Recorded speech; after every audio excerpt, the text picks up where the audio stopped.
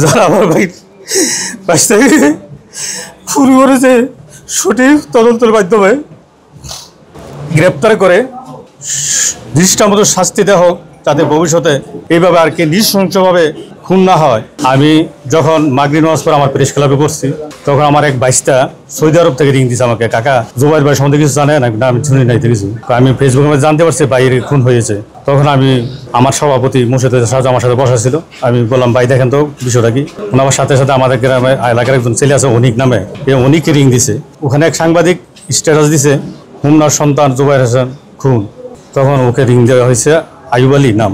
আইয়ুব আলী তুমি কোথা থেকে শুনছো? বলছে আমাদের শ্রীমন্তী গ্রামের অনিক, সে রিং দিয়ে বলছে আমাকে জুবাইর খুন হয়েছে। তখন আমার সভাপতি অনেককে রিং দেয়, অনেককে বলছে হ্যাঁ ভাই আমি লাশের সাথে আসি। সে টিউশনি বাসা বিকালে টিউশনি করতে গেছিল, টিউশনি বাসা 3 তলা তার সিঁড়ি দিয়ে তার লাশ পাওয়া গেছে।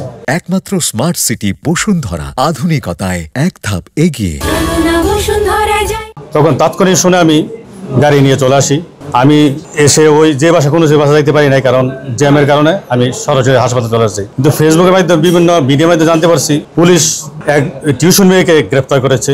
আমি আশা করি, আমি কাকা হিসেবে দাবি, যারা আমার ভাই বাইশটাকে শুরু করেছে সঠিক তদন্তের মাধ্যমে গ্রেপ্তার করে দৃষ্টান্ত শাস্তি দেওয়া হোক, যাতে ভবিষ্যতে এইভাবে আর কি নৃশংসভাবে খুন না হয়। আমি শুনেছি টিউশন মেয়েকে গ্রেপ্তার করেছে পুলিশ বাহিনী।